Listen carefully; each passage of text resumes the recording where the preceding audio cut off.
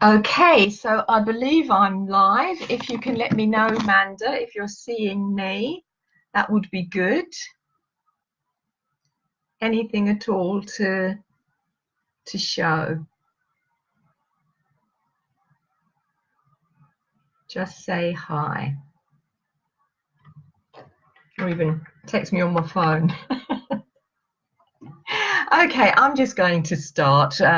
This technology, you see, we don't know whether it's us not doing it correctly or it's Facebook and our phones and laptops not syncing together.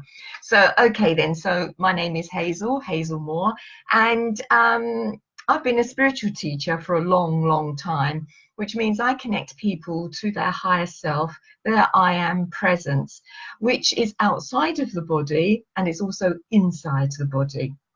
Now, we need a regulated nervous system that is pretty mature, so because the nervous system carries our consciousness, and consciousness is God. Consciousness is what links us all together. Thank you, Amanda. I saw the heart, so I know I'm connected. So I'm not just about the physical body. The nervous system is about the physical body. I'm about God consciousness, the spirit of all of us, which religion calls God, being able to come into the body and work through the body, the muscles, the nerves, the vital organs, and all of that is kept healthy by having a strong, regulated nervous system that can carry our consciousness unimpeded into the body, which leads to an inspired, healthy life. So, to start with the nervous system, we start from the moment we're born. Because remember, the nervous system is physical, it's tangible. If you cut someone open, you can see it. That's what I mean by tangible. And the way that we are born plays a vital role into whether we've got a regulated nervous system, a healthy one, or a dysregulated nervous system, a much less healthy one. So if we're born in the natural way with natural childbirth and so on, and there's no real trauma, although birth in itself is traumatic, but there's no real extra trauma, like an emergency cesarean or something like that, then the nervous system will adapt. Now, here's the important thing. We have at the back of our head, just at the top of the first vertebra in the cranium there, we've got what is called the vagus nerve. And a healthy nervous system relies on a healthy, mature vagus nerve. Now, in newborn babies and toddlers, and as we're growing up through our youth and so on, this vagus nerve relies on the countenance and the healthy well-being of its prime carer, which is the mother. Now, if we happen to have a mother that is not present, that is depressed or anxious and doesn't interact with the young baby, the newborn baby, healthily, i.e. smiling, you've got a lovely tone to your voice that is up and down and in harmony, and you're interacting with that new body, but an old soul, because souls have lived forever, okay, and it's coming into the body, carried on the consciousness, remember. If you've got a mother that interacts in that way, then the child, through osmosis, kind of borrows the mother's nervous system for the first few years of its life. So it is so important that mothers or the prime carer interact with the baby in a harmonious, loving, stable fashion. But of course, that doesn't happen in our world. We've got mothers that are preoccupied with bills and stress and getting over the trauma of childbirth themselves. So this leads us to, with everything else that goes on this planet now, because we live in a violent world, make no mistake about that. Either our own family members are violent through the way they speak to us, they're emotionally violent, or they're physically violent, or it's what we see in the outside world as we go about our day, or through the video games that young people play and what we watch on the TV. violence is coming at us all the time. So there's trauma all around us. And that causes us to want to be out of the body. All right. So we're operating outside of the body a lot of the time. Now, when that happens, that means that depression and anxiety can come in, because depression and anxiety, if you like, are soulless. We've suppressed everything so much that we don't want to feel anything. And our soul relies on our feelings, which relies on a healthy nervous system. So when we depress everything, we've stopped feeling, all right, we have become, to a degree, soulless. And anxiety means we're projecting into the future all the time. And of course, nothing lives in the future because it's not here. It's just in our mind. So we're empty. The belly, the emotional body, is empty of its soul. So we start, as we get older, we realize there's something not quite right. We shouldn't have this nervous disposition, but we have. So what do we do about it? All right. What we do is we start to come into our body, quieten the mind by slowing down our thoughts, and softening the body. Right? This is how we get out of overwhelm. All right? Which is the first sign. If you're in overwhelm, you are not in your body properly, and you are trying to cope with a dysregulated nervous system. And this is, I'm going to share with you now the very first tool that I bring to all of my students, and it's to sit comfortably and feel your feet. Just feel them on the floor, the hard surface of the floor, the carpet beneath your feet, and close your eyes.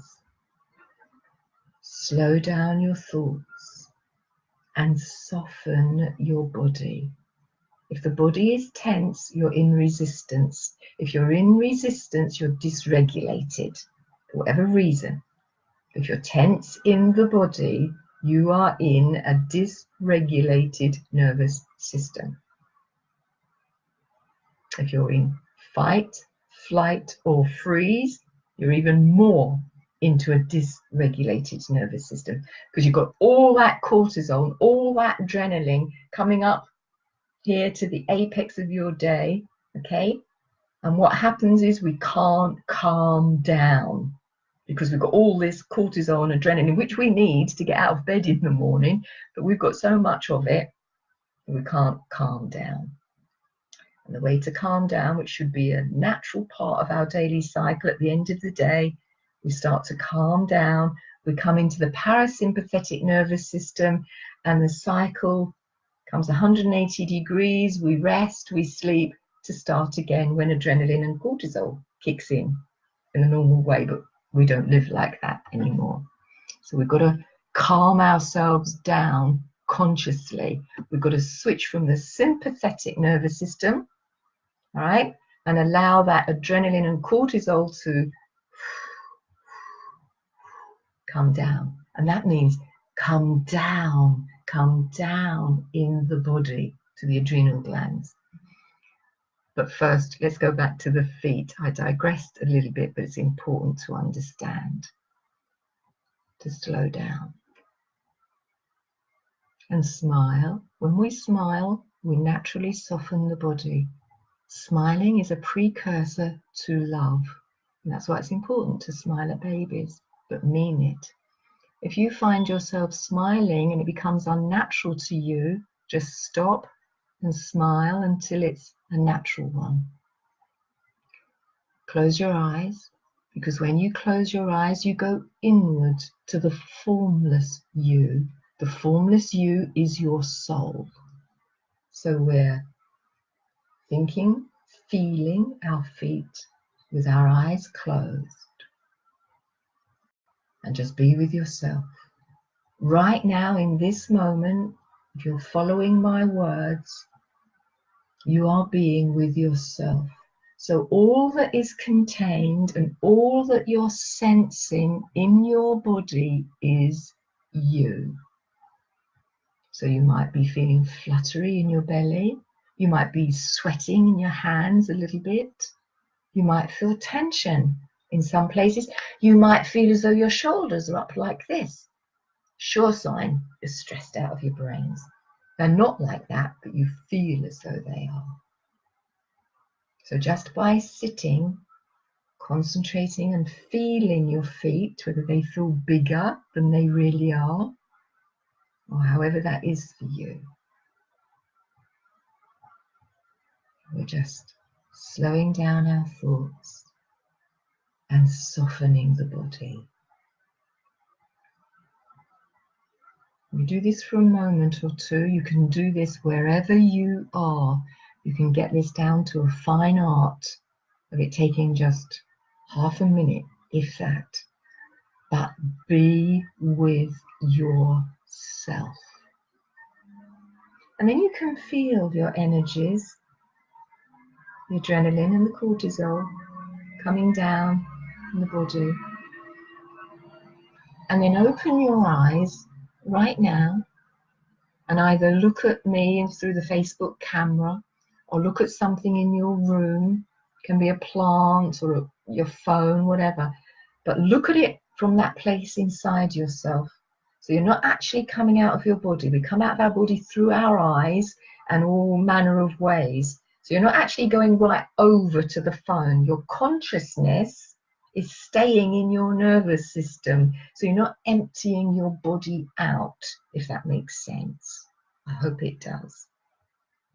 So you're looking at the outside world. You're walking about the street. You're looking at the animals, dog, perhaps a cat, or another person. But you're staying with yourself. And this is the practice, the very first practice of being with yourself, with your own consciousness, which is spirit, remember, but you're observing the outside world that's all around you. You're with the outside world, you know that because you've got your eyes open. And so this is the first practice. And then start to get to know your body and love your body. I'll give you a good example. 4 weeks ago, I broke my collarbone. Now, our body holds all of our thoughts and all of our emotions. Everything is held in the major organs of the body, in the muscles and in the skeleton. Every thought and every emotion we have is held in our beautiful bodies, and our bodies become a battleground for what goes on here. And that's what causes accidents, and that's what causes major illnesses, or small illnesses to major illnesses. It's all caused by the mind. And we hold it in our body until something happens to us for us to release it. So with me, I'm going to speak to you about my collarbone that I broke 4 weeks ago. And I knew, once I saw the x-ray and it was broken, you know, and I went into the bone itself. I felt into the bone. And I asked it what it was holding that it wanted to release. Now, the bones signify deep spiritual stuff, because the first thing our body starts to form after the heart, okay, when we're born, when we're in the fetal stage. And my collarbone said to me, it was so shocked by certain things that happened to me in the financial world, so shocked, so deeply, and I'd been so burdened with a life of feast or famine that it was time to unleash everything that I held on my right shoulder. Now, if you know anything about what I'm talking about, the right side of the body is the male, and the left side of the body represents our female side. Nothing to do with gender at all. The male side is the assertive side, the doing side, that which gets up and does.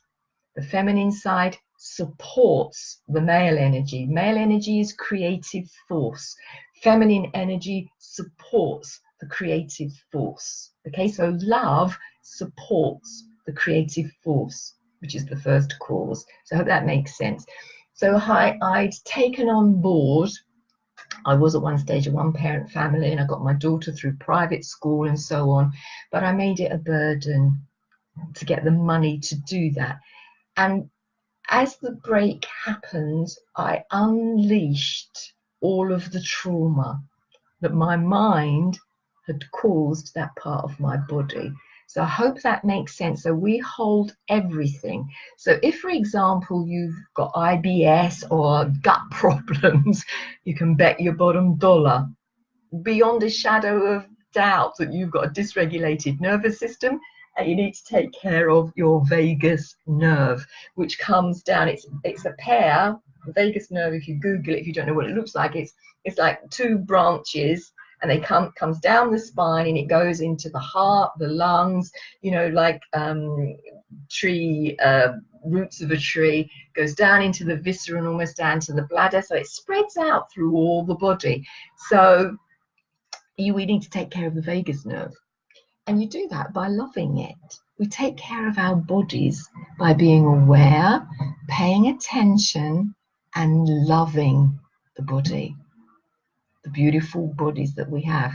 So if you're thinking ugly thoughts about your body, that's going to show up somewhere as being unloved in your body, and your body will start to break down.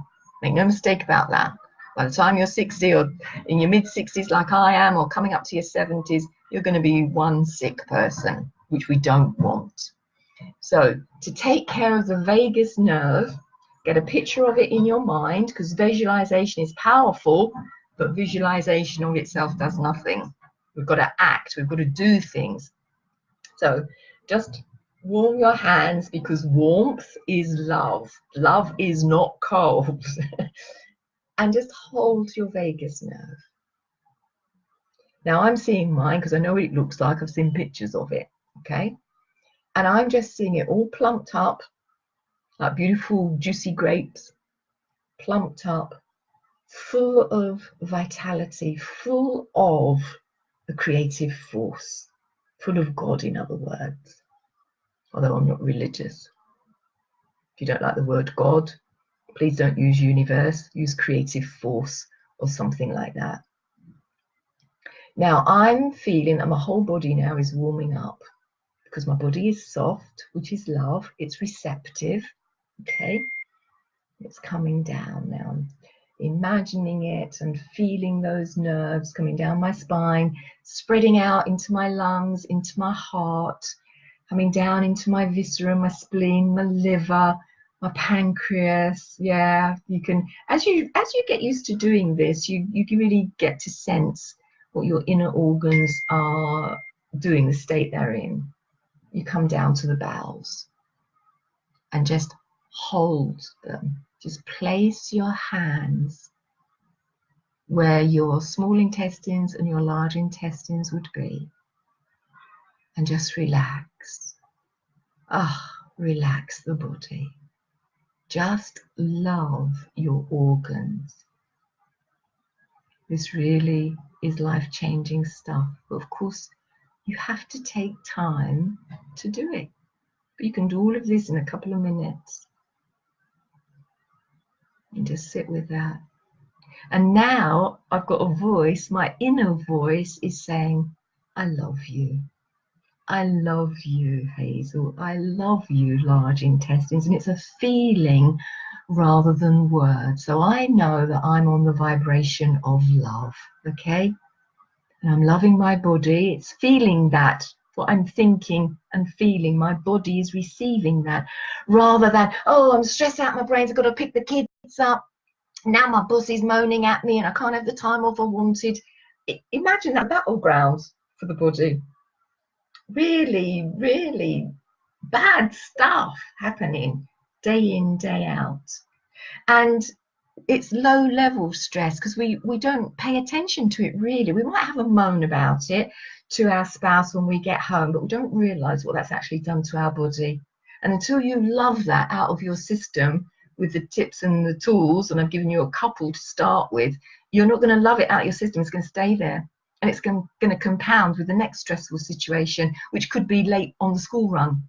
And we pay no attention to that low level stress, let alone when we take our body onto an aeroplane and the body is stressed, or we might be enjoying the feeling of being in the aeroplane and where we're going, and we're seeing the clouds and we're seeing the sun out of the window, you know, but our bodies are under pressurized stress and we don't give it a second thought when we get off the plane. And a couple of days later, we might be running and twist our ankle and wonder why, because we haven't given our body the time it has needed and the love it's needed to catch up with the pressurized cabin. All right, and you guys, you know, I know with Amanda in the yachting world, you know, and the adventurous spirit that Amanda's got, the stress of her nervous system and all her viscera and her whole body will be way out of whack. Even though you enjoyed what you did and you had that adrenaline rush, you've got to make sure the adrenaline comes back down. To do that, you've got two hands, you've got two kidneys, and you've got two adrenal glands. Put your hands on your back, and the kidneys move about in the body. So obviously, so do the adrenal glands. So just put your hands where you believe your kidneys are. And on top, you've got those two little adrenal glands. I like to think of them as sun hats. And just warm them up. Just warm the kidneys up and the adrenal glands. Think of them, the adrenal glands, as two juicy grapes, not dried up raisins. Juicy grapes. And it's just like, and you literally come down in the body. You come down. The adrenaline's coming down. The cortisol's coming down. You're not pumping more into your body. And that because of the way that you're thinking. No. Slow down. But really mean it. You might have to say that to yourself every minute for about 6 weeks to get you to where you want to be. That you can slow down your thoughts. That you can soften your body and come from love. Love is a vibration, remember. You can't think love, you have to be it. And I know when people are being loved because pink flows out of them. Pink is the colour of love, literally. On a higher frequency, every thought we have and every emotion and feeling we have changes into a colour. We are colour. So, I've got my hands on the kidneys. I'm loving them. I'm sensing them. And if I close my eyes, I'll ask them to talk to me. Like, how you doing? What do you need? You know, mine are okay. Now I'm checking now my whole body for tension. Where am I tense? I don't feel tense. So I'm in a relaxed, allowing mode. I'm allowing the life force to flow from my etheric body, which some people call the light body, which is a beautiful electric blue in a healthy person. It literally is like electric blue lightning. And that's our etheric body, and it flows through into the physical body through the nerves. But of course, if you've got kinks and knots in your nerves, it can't flow, so we get sick because we're not getting the life force into the organs of the body. So I don't know how long I've been speaking for, Amanda, but I think I'm going to stop now. I feel it's enough. If you know me, you know I could talk forever on this subject. So I'm going to say thank you for listening. I hope it's been helpful to you. And thank you for asking me to chat today, Amanda. So lots of love, everybody. And the mantra is slow down, smile, and love your body. Love your small and large intestines. Love your bum. Love your heart, your eyes. Hold them. Hold them. Hold yourself. Lots of love.